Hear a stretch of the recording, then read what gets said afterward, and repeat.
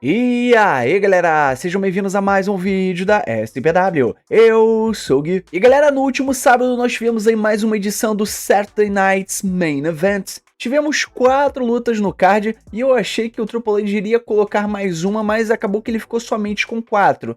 E eu acho que esse show foi bastante ok comparado a outras edições. E eu não sei vocês, mas eu acho que esse show entregou exatamente o que a gente estava esperando. E bom, gente, pra mim foi um evento até que bastante divertido comparado a outras edições. Tivemos também um grande anúncio aí do John Cena nesse show e é uma coisa que a gente vai falar já já nesse vídeo. Então, gente, chega de papo furado, até porque se você clicou nesse vídeo aqui é pra saber a minha análise do último evento do Saturday Night's Main Event. Mas então, galera, partiu pro vídeo. E começamos aí com a primeira luta da noite, e essa luta foi pelo cinturão da WWE. O campeão Cody Rhodes vai defender o seu cinturão contra o desafiante Drew McIntyre. E bom, gente, essa aí é a terceira luta dos dois em menos de 2 meses, e dessa vez o cinturão da WWE estava em jogo. E essa luta também teve uma estipulação bastante clara: se o campeão ele fosse desqualificado ou tivesse uma contagem de 10 para fora do ringue, ele perderia o cinturão. E bom, gente, esse é o tipo de estipulação que para mim não faz o menor sentido.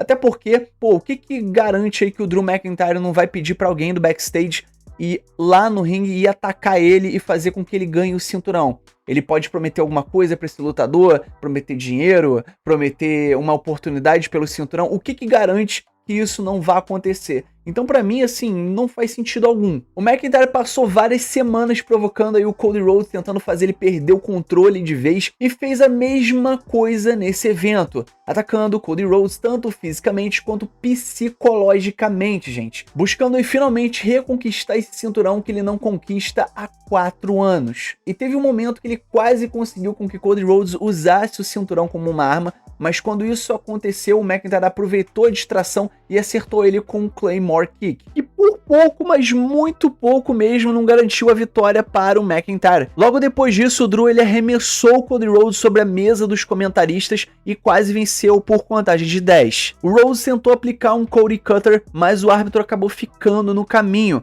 Aí o campeão, de forma inteligente, fingiu uma lesão no joelho para tentar disfarçar o erro. Não sei se vocês pescaram esse momento, mas ficou bastante perceptível para mim. Foi então que ele acabou se recuperando, acertou o golpe corretamente agora dessa forma, mas a contagem ainda parou no 2. Aí no final da luta, o árbitro Andrew Thomas acabou sofrendo um bump. Cody Rhodes então aproveitou que o McIntyre havia trazido ali pro ringue aquele cinturão, aplicou no McIntyre um DDT em cima desse cinturão e finalizou com um Crossroads para poder garantir a vitória e reter o cinturão. E bom, gente, eu não sei o que isso significa para vocês, mas claramente o Cody Rhodes roubou nessa luta. Agora, eu não sei o que isso vai significar, mas pra mim é claro, provavelmente vai ter mais uma luta entre eles. Agora, uma coisa que eu tô pensando: o Drew perdeu praticamente todas as fields que ele participou esse ano, e agora perde mais uma luta pelo cinturão. Meu Deus do céu, que booking azarado que esse cara tá tendo. Agora, se realmente tiver mais uma luta entre eles, eu espero do fundo do meu coração que o Drew vença esse cinturão. Até porque eu não vejo sentido nenhum você fazer uma terceira luta com o Drew perdendo mais uma vez e você jogando ele lá pra baixo do card como se ele fosse um Zé Ninguém. Com esse final polêmico, eu tenho certeza que vai ter mais uma luta, e dessa vez eu espero que o Drew vença esse cinturão, porque se isso não acontecer, não tem sentido nenhum. E por mais que o Cody seja o babyface dessa história e o Drew seja o heel, tem muita verdade no que o Drew fala em relação ao Cody Rhodes. Então, gente, se isso fosse prolongar pelo menos aí até o Survivor Series ou depois disso, eu espero que o Drew conquiste esse cinturão. Eu acredito que o Cody já fez tudo o que ele tinha que fazer com esse cinturão. Fora também que o Cody ele funciona muito bem perseguindo um cinturão do que como campeão. Fora também que existem aqueles rumores de possivelmente ele se tornar um heel. Então vamos ver o que pode acontecer. Agora, galera, a próxima luta da noite é uma luta pelo cinturão feminino da WWE. A campeã Tiffany Stratton vai defender o seu cinturão contra a desafiante Jade Cargill. E assim, gente, eu não sei vocês, mas muita gente achou que a Tiffany Stratton ela foi esquachada pela Jade Cargill durante o final dessa luta. Muita gente ficou choramingando na internet, ficou falando uma dúzia de asneiras, e assim, gente, essa luta ela não tinha que ser uma luta magnífica, uma luta épica, até porque a gente sabe que a Jade Cargill não é uma das lutadoras mais técnicas naquele ringue da WWE. O objetivo dessa luta, gente, era consolidar a Jade Cargill como uma força dominante nessa divisão e encerrar de vez a sua busca pelo cinturão. E o combate ele foi ok dentro do que ele se propôs. A Tiffany Stratton e a Jade Cargill, elas já se enfrentaram algumas vezes, mas a falta de química entre as duas, pelo menos na minha opinião, ficou evidente em praticamente todos esses encontros que elas tiveram. A Tiffany Stratton é uma ótima lutadora, só que assim, eu não gosto o que a WWE faz com seus babyfaces, principalmente com seus campeões babyfaces, que pra você perder uma luta, você tem que ser nerfado. Ou seja, você precisa ir pra luta com algum tipo de lesão pra você perder um cinturão. Fora também que não tinha motivo da Jade Cargill perder esse combate, até porque ela fez um heel turn, e isso indicou totalmente que ela iria vencer essa luta. Não adiantava de nada você fazer esse heel turn pra Jade Cargill e você não fazer ela vencer esse cinturão. A Tiffany, ela é campeã desde janeiro, então assim, ela teve um longo reinado, ela teve aí um reinado decente, mas eu acho que já estava se aproximando do fim. Então eu acho que o timing foi correto, já estava na hora de cada uma dessas lutadoras seguir o seu caminho. Quem sabe aí retomar essa rivalidade no futuro. Porém, gente, uma coisa que me preocupa é que Jade Cargill não tem desafiantes de peso para ela poder defender esse cinturão. Você simplesmente não tem babyfaces para poder bater de frente com a Jade Cargill. Não tem. Se você parar e olhar todo o roster feminino do SmackDown,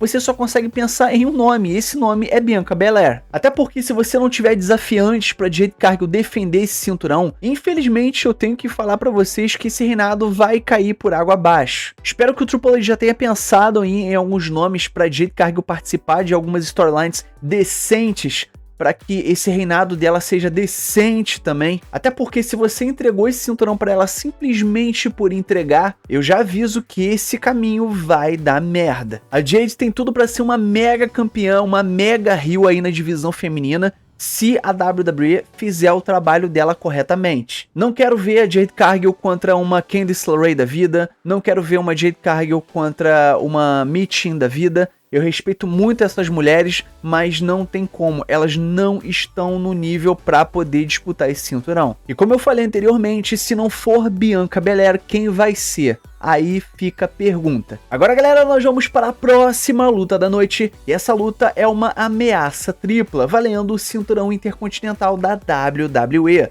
O campeão Dominic Mysterio vai defender o seu cinturão contra os desafiantes Penta e Rusev. E, gente, depois de semanas frustrando tanto o Penta quanto o Rusev em suas tentativas aí de conquistar o cinturão intercontinental, o Dominic Mysterio finalmente defendeu esse cinturão contra esses dois em uma Triple Threat Match nesse último sábado. E para vocês que não sabem, uma curiosidade aqui bacana, foi a 16ª vez que esse cinturão teve em jogo nesse evento. E para quem acompanhou a luta, viu que o Rusev dominou grande parte do combate com aquela força que ele tem, castigando Dominic e aplicando um Accolades. Penta interrompeu essa finalização, mas também acabou apanhando de Rusev, que pegou ele no ar com um golpe no rosto, seguindo aí de um chute devastador, quase que vencendo a luta. O Dominic até tentou desacelerar o Rusev, fingindo ali um golpe legal com a cadeira, em uma clara referência ao lendário Ed Guerreiro. E uma coisa que todo mundo sabe, e o árbitro também lembrou a ele, é que uma ameaça tripla não tem desqualificação. Ou seja, a encenação não funcionaria. Teve um outro momento que o Rusev acertou o Penta com Magic Kick e aplicou novamente um Accolades. Aí tocou o sino. Ele pensou que ele venceu o cinturão, já estava comemorando, mas na verdade acabou sendo ali o Dominic Mysterio que havia tocado ali o sino do lado de fora do ringue para tentar enganar ele. Aí em seguida o campeão ele trouxe o martelo do sino para dentro do ringue, o Penta tentou usar ele contra o Dominic, mas acabou acertando o Rusev por engano. O Dominic acabou aproveitando, jogou Penta contra o poste, sendo assim, ele acertou um Frog Splash em Rusev e garantiu a vitória para poder manter o seu cinturão intercontinental. E assim, gente, o Dominic, ele é claramente uma estrela em ascensão dentro da WWE, dá até para perceber isso quando a música dele toca. Se vocês perceberem, a reação do público fala por si só. Essa luta ela foi uma boa luta, ela foi correta, foi envolvente, mas acabou soando como uma repetição de combates melhores que a gente já viu recentemente no Raw. E a vitória do Dominic aqui, pra mim, foi uma decisão correta, mas agora é hora de seguir em frente. Tanto pra ele, quanto pra Rusev e pro Penta, que precisam de novas rivalidades e histórias mais interessantes daqui pra frente. E eu queria muito, mas muito mesmo ver o John Cena derrotando o Dominic pelo cinturão intercontinental, mas já sabe como é, né? A WWE não vai fazer isso e a vida não é um todinho gelado que a gente gosta. E falando em John Cena, meus queridos, antes do main event desse show, o John Cena apareceu em um vídeo ali pré-gravado para poder anunciar que o seu último adversário vai ser definido por meio de um torneio que vai ter início aí na sua cidade natal de Boston na próxima segunda-feira à noite. O John Cena ele explicou que o torneio vai contar com lutadores que ele já enfrentou,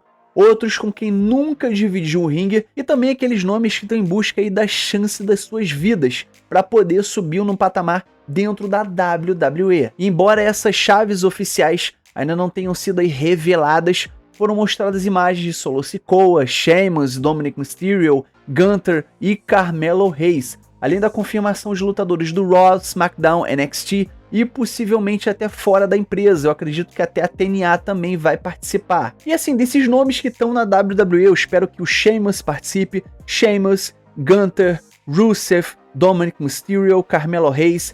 Fora da WWE podem participar, sei lá, o Nick Nemeth, ex-Dolph Ziggler, o Matt Cardona, ex-Zack Ryder. E eu dou meu brioco pra vocês, eu dou meu caneco pra vocês se o Joe Hendry não tiver nesse torneio. Eu mudo meu nome. Torneio, gente, torneios são maravilhosos, torneios são muito bons, eu adoro torneios. A WWE podia fazer esses torneios o tempo inteiro, mas claro, bem construídos. Espero que realmente esse torneio tenha uma cara aí de algo grande. Um torneio que no final você vai enfrentar um dos maiores nomes de todos os tempos na sua última luta. Olha só que oportunidade que você vai ter. Não quero que a WWE pegue nomes aí aleatórios, jogue ali nas chaves e uma luta aqui, uma luta ali, não tem construção, não tem emoção nenhuma, só lutas aleatórias e fica por isso. E eu acho que os nomes do NXT que poderiam participar desse torneio poderiam ser aí o Ricky Sainz, o Ethan Page, o Oba Femi, que é um lutador que eu tenho expectativas altíssimas em cima dele. E eu não sei vocês, mas eu ficaria muito, mas muito interessado se tivéssemos aí uma luta entre Gunther e Oba Femi. Olha só que interessante. Olha, WWE, pegue o meu dinheiro agora mesmo. E outra, gente, muita gente tá falando, talvez o Edge participe, talvez o Chris Jericho participe desse torneio. Eu já vou falar pra vocês tirarem o cavalinho da chuva. Não acredito nem que o Edge e nem que o Jericho participem desse torneio. Pra mim vai ser um tiro no pé se eles voltarem dessa forma. Fora também que o Edge tá com contrato com a AEW, o Chris Jericho também tá chegando no final do contrato dele, mas eu não acho que ele voltaria aí para um torneio aí da última luta do John Cena. Se ele for voltar, eu colocaria o Jericho voltando no Royal Rumble do ano que vem. Fora também estão vindo muitos rumores de que o possível nome que deve vencer esse torneio e lutar contra o John Cena aí na sua última luta de despedida é o Gunther. E assim, eu só espero que a WWE não faça de uma forma com que os fãs taquem um hate em cima do cara. Até porque pra mim o Gunther é uma das melhores coisas da WWE. Ele já aposentou o Goldberg e agora aposentaria, no caso, hipoteticamente falando, o John Cena. Fora que tornaria ele um heel ainda mais grandioso na WWE. Você aposentou o Goldberg e agora você aposentou o John Cena. Mas é aquilo, nada ainda tá confirmado, a gente não sabe os nomes que vão participar desse torneio, então relaxa aí essa peruca e fica tranquilo que já a gente vai saber o que vai acontecer. Mas me fala aí, o que você acha aí desse torneio que a WWE resolveu fazer aí para a última luta do John Cena? Você curtiu essa ideia do torneio? Você achou uma verdadeira furada, uma merda? Comenta aí embaixo, dá a sua opinião. Agora, galera, nós vamos para a última luta da noite. Essa luta é o Main Event pelo Cinturão Mundial dos Pesos Pesados, que está vago.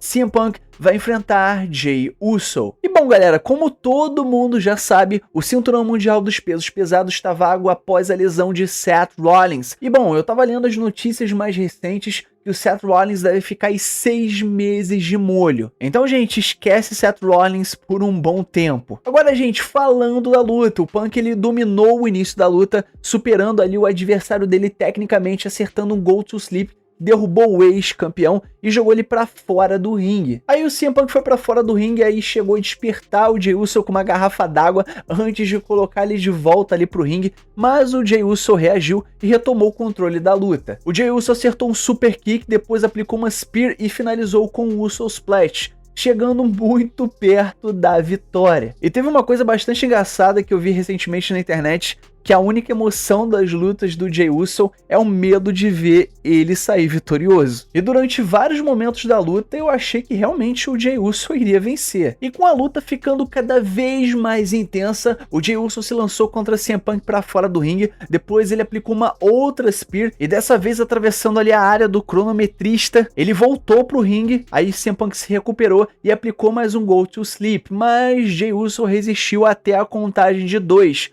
Momentos depois, os dois usaram os golpes característicos um do outro, mas nenhum conseguiu encerrar o combate. CM Punk aplicou um Go to Sleep, Jey Uso acabou resistindo novamente, aí CM Punk virou a situação, prendeu o rival em um Anaconda Vice e depois de mais 2 Go to Sleeps conquistou a vitória e reconquistou o cinturão mundial dos pesos pesados que havia sido tirado dele por Seth Rollins no SummerSlam. Agora, um pequeno detalhe é esse uso excessivo de GTS do CM Punk. O Cody Rhodes ele tá fazendo a mesmíssima coisa, que é você aplicar 1, 2, 3 finishers para poder acabar com a luta. Bom, gente, olha só, preste atenção. Eu entendo que caras como o Gunther, caras como um Bronson Reed, um Roman Reigns da vida, realmente, você aplica 1, 2 ou até 3 finishes para poder acabar com a história. E se a história realmente pedir para que ela acabe dessa forma. Agora, você usar no Jey Uso 2 GTS para poder você finalizar a luta, eu não vejo sentido nenhum. CM Punk tá usando isso agora direto em todas as lutas dele. Eu entendo que dependendo de certos lutadores que realmente são difíceis de você derrotar, eu entendo, você usa 1, você usa 2 GTS, eu acho que 2 é um número ok. Agora, para caras como Jey Uso, eu acho que só um GTS vale a pena, só um GTS é o suficiente. Vários lutadores de nome, lutadores de peso, lendas da luta livre, que o CM Punk derrotou com apenas um GTS, agora você precisa de 2 para derrotar o Jey Uso, porra, aí também não, né? Mas enfim, foi uma escolha certa, foi uma escolha correta pro CM Punk vencer esse cinturão. Agora, uma coisa que vocês vão concordar comigo é que a WWE deve estar salivando para poder pegar esse cinturão e entregar pro Bron Breakker. E assim, gente, eu deixaria o CM Punk por um tempo aí com esse cinturão. Não tiraria esse cinturão do CM Punk aí muito rápido. Provavelmente muita gente tá achando que o CM Punk vai perder esse cinturão em uma semana, no máximo em um mês pro Bron Breakker.